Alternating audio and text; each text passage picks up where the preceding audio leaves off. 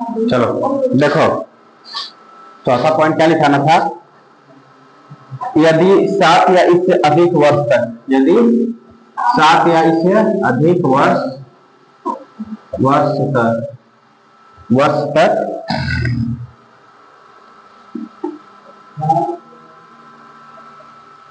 भारतीय क्षेत्र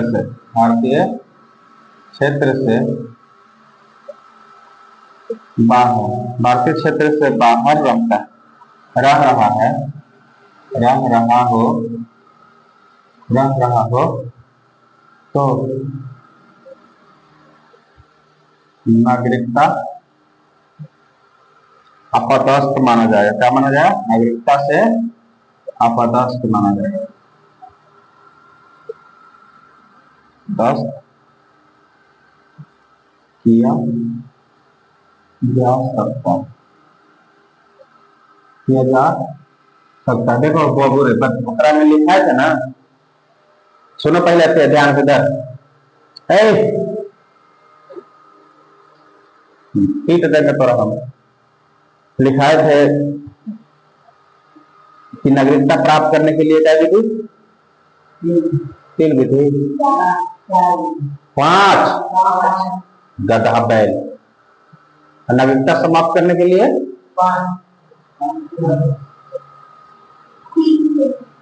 कलाल था। तब तो कैसे पता कि 5 और 3 है? आधो माधो तो नहीं, आधो माधो रह जाएगा जिंदगी भर।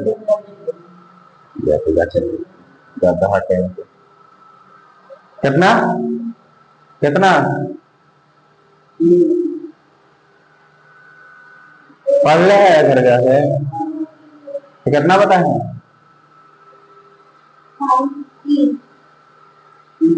पूरे कितना?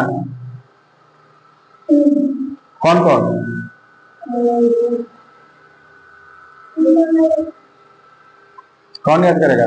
बाबूजी तो हर है?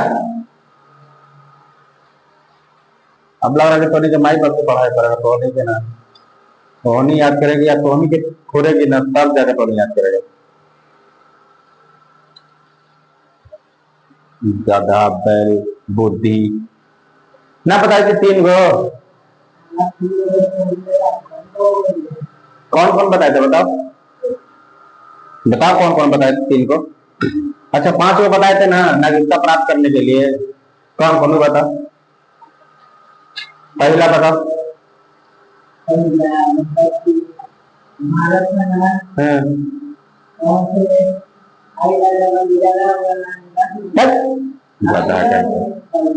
पहला जन्म के आधार पर, दूसरा वंश के आधार पर, तीसरा पंजीकरण के आधार पर, चौथा विजय क्षेत्र पर और 5वां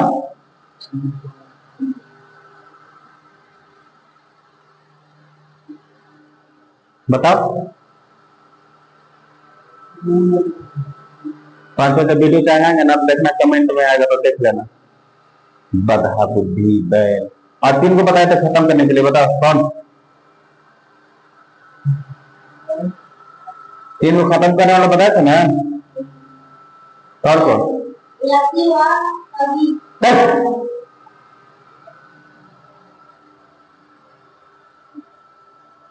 पहला बता था स्वेच्छा के अनुसार, दूसरा बर्खास्त कर दिया जाएगा और तीसरा अपदस्था में 4 पॉइंट बताएंगे। 3 को कल लिखवा है, चौथा यहाँ लिखवा है। तुम कहा पढ़ रहा है? थोड़ैया होगा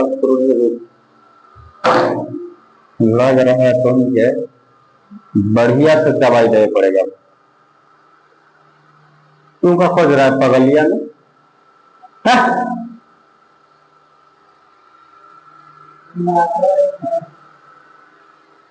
अरे यादव उधर जाओ।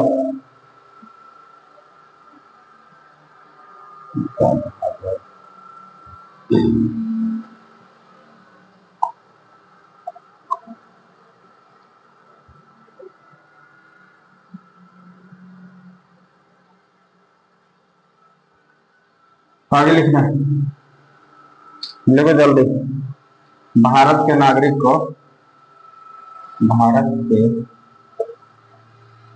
नागरिक नागरिक को प्राप्त प्राप्त होने वाला विशेषाधिकार अधिकार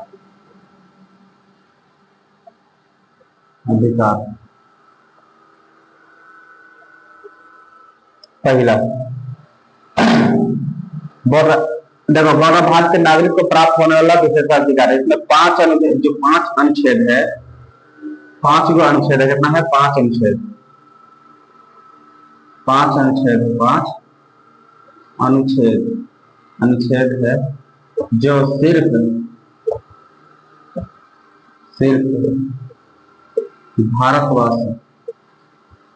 भारतवासी को प्राप्त है। और उसके बाद 5 अनुच्छेद कौन कौन? पहले 15, 16, 19, 29, 30, 5 अनुच्छेद जो है सिर्फ भारतवासियों के लिए प्राप्त है। अब वो में कौन कौन? 15, 16, 19, 29, 30, कौन कौन? 15, 16, 19, 29, 30। अब बाकी जो बचा, बाकी इसके साथ भी बाकी जो बचा, बाकी अनुच्छेद भारत और विदेश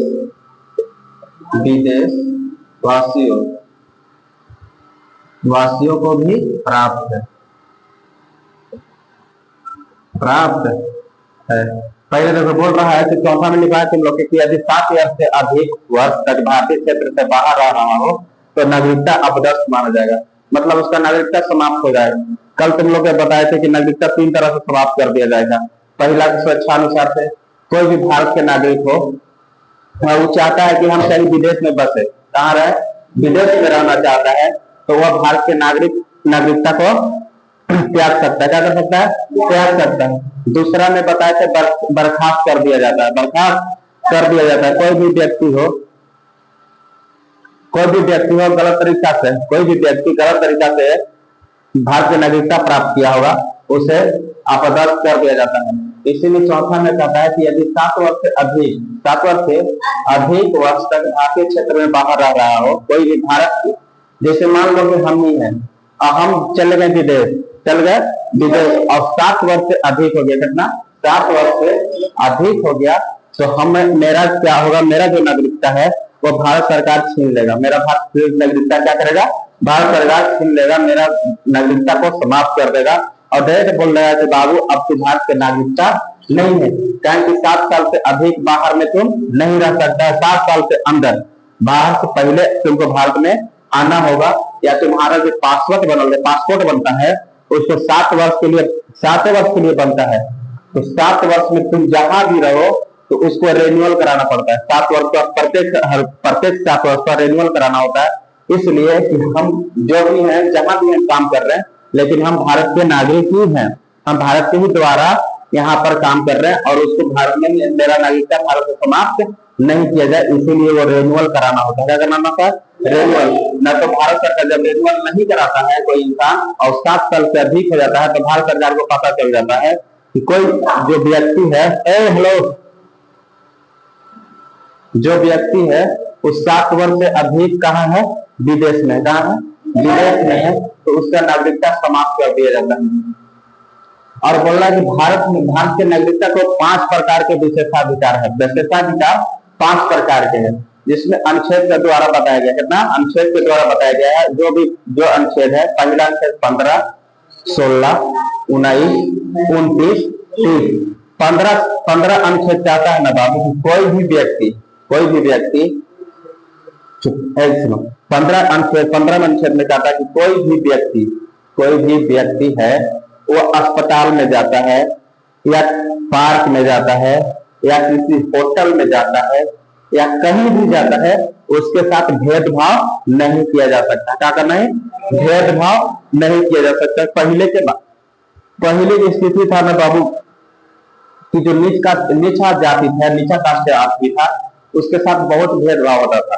बहुत भेदभाव, उसको कोई भी गली से गुजरने नहीं देता था। जैसे कि मान लो कि ये मेरा घर है, मेरे घर के पास जब राजपूत लोग या तो ब्राह्मण लोग रहता था, तो जो नीचा जाति के लोग थे, जैसे कास्ट में जो चमार हो गए, भूया हो गया, ये सब नीचा कास्ट में आ जाता है। एससी एसटी के लोग आते हैं, मतलब बात पे करना बोल रहे, एससी एसटी में जितना भी कास्ट आता था, उन लोग क्या करते जाता था कि उस गली से पार नहीं होने दिया जाता था। इतना पहले दिखला इतना दिक्कत किया जाता था निचला कास्ट पे। इसीलिए अनुच्छेद 15 बने। जब संविधान बना तो संविधान लिखने वाला के बताओ कितना दिमाग होगा कि का वो कैसे कैसे करके बाबू संविधान लिखा है कि किसी भी एक व्यक्ति के, किसी भी एक व्यक्ति को तकलीफ ना पहुंचे, एक भी व्यक्ति को तकलीफ ना पहुंचे। तो वही बोला कि 15 अनुच्छेद इसलिए बनाए गए हैं कि चाहे तुम होटल में जाओ या मंदिर में जाओ, गुरुद्वारा में जाओ, या कहीं पार्क में जाओ, या कहीं होटल में जाओ, या कहीं अस्पताल में जाओ, तुम्हारे साथ भेदभाव नहीं किया जा सकता। ये नहीं पूछा जाएगा कि तू चमार है, कि भूया है, कि चरसपूत है, कि ब्राह्मण है, कि जादव है। तुम्हारे साथ कोई दुर्व्यवहार नहीं करेगा और बराबरी में इलाज, जो भी इलाज होगा सबके बराबरी। 16 का आता है कि सरकारी नौकरी में ये नहीं पूछा जाएगा कि तू कौन कास्ट के है, ये नहीं पूछा जाएगा कि तू कौन कास्ट के है, उसमें भी भेदभाव नहीं किया जाएगा। सरकारी नौकरी में भेदभाव नहीं किया जा सकता, सरकारी नौकरी में भेदभाव नहीं किया जा सकता है। एक सुना होगा कि अहीर रेजिमेंट है, राजपूत रेजिमेंट है, तो उन लोग के अलग है, लेकिन फिर भी कास्टवाद नहीं कर सकता है। नौकरी सबके लिए बराबर हो, या चमार हो, भूया हो, अहीर हो, दुसाद हो, ब्राह्मण हो, या कोई भी जात हो, यानी जो भारत में जात है सबके साथ सबको नौकरी भी मिलेगा, या तो कोई भी कास्ट का हो उसके साथ भेदभाव नहीं किया जाएगा। 16, 15, 16 और 19 में कहता है कि 5 प्रकार का अधिकार दिया जाए। पहला अधिकार केवल है कि बाबू तुम सभा तो कर सकता है, सभा कर सकता है, तुमको बोलने की शक्ति दिया गया है। तुम कहीं भी देखता है कि आंदोलन आदमी क्या करता है, आंदोलन करता है तो किसके अनुसार से, अनुच्छेद 19 के तहत आंदोलन करता है। मेरा अधिकार है कि हम सरकार से जवाब पूछे कि क्या हम जो भी मेरे से अधिकार है वो हमको मिलेगा कि नहीं मिलेगा, वो अनुच्छेद 19 बताता है। ठीक है। 20 में कहा गया है बाबू, सॉरी 29 में कहा गया है, 29 में कहा गया है कि हम अपना तरफ से, अलग संख्या कहा है कि अपना तरफ से हम अपना बच्चा को पढ़ाना चाहते हैं तो हम, मेरा अधिकार है, हम अपना बच्चा को पढ़ा सकते हैं। अब 30 में कहा गया है कि हम अपना मनपसंद की शिक्षा, अपना मनपसंद की शिक्षा, हम जैसे कि तुमको चाहें तो हम तुमको हिंदी में भी पढ़ा सकते हैं, हमको मन करा कि हम भोजपुरिया में भी पढ़ा सकते हैं, तुम लोग चाहेगा, तुम लोग का नाम है कि नहीं हिंदी में ना बोलकर आप हमको भोजपुरिया में पढ़ाइए, तो हमको भोजपुरिया में पढ़ाना मेरा तुम्हारा अधिकार है, बोलना अधिकार है, और मेरा भी अधिकार है, हम पढ़ा सकते। अपना जो भी गार्जियन है वो अपना बाल बच्चा को मनपसंद शिक्षा दे सकता है और उसको अपना लैंग्वेज में पढ़ा सकता है। तो कितना भारत में किसको है, 15, 16, 19, 29, 30 भारत के 5 अनुच्छेद। जो भारत के विशेष नागरिक जो हम लोग हैं, हम लोग भारत के नागरिक हैं, वो सिर्फ हम लोग के लिए प्राप्त है। 5 जो है 15, 16, 19, 29, 30 जो है सिर्फ हम लोग के लिए प्राप्त है। जो विदेशी आएगा उन लोग के लिए प्राप्त नहीं है। उन लोग के लिए नौकरी करने के लिए जगह ना दिया जाएगा, ना उन लोग के लिए होटल पार्क में किसी की तरह का जगह दिया जाएगा। और जो 19 उन लोग को ना आंदोलन करने की शक्ति दिया जाएगा, ना भाषण करने के लिए शक्ति दिया जाएगा, उन लोग को शक्ति भी ना है। 29 में भी उन लोग को भी है कि नहीं तुम लोग का भी शिक्षा के लिए अधिकार, पढ़ो जो लोग भारत सरकार तुमको पढ़ाता है, जो भारत सरकार के लिए उपलब्ध जाता है उसी में तुम पढ़ो, लेकिन तुम अपना अनुसार से अपना अनुसार से कुछ कहेगा कि हमको हाई करवा दो, हमको हाई लैंग्वेज पढ़ा दो, हमको उर्दू पढ़ा दो, हमको ये पढ़ा दो, वो सब नहीं होगा। जो भारत सरकार के द्वारा पढ़ाया जाएगा वो तुमको पढ़ना ही होगा। इसमें भी कहता है वही कि तुम अपना मनपसंद हो, जो भारत पढ़ेगा उसे भी पढ़ सकता है, कोई दिक्कत नहीं, प्रॉब्लम। बाकी जो अनुच्छेद बचा, कितना अनुच्छेद बताया था कि 495 के अनुच्छेद, 495 से भी अधिक अनुच्छेद है। तो 495 से जो अधिक अनुच्छेद है बाबू, तो जो 5 गो निकला, 5 गो खाली निकाल के जितना बचा 495 में से 5 होता 490 जो अनुच्छेद बचा वो भारत और विदेशी दोनों का प्राप्त किया गया, दोनों के प्राप्त है। जैसे 5 से 11 आप पढ़ाएंगे तुम लोग नागरिकता में कौन कौन अनुच्छेद है, 5 से 11 भाग 2 में नागरिकता 5 से 11 तो पहले इसको उतार लो, उसके बाद आगे पकड़ते हैं।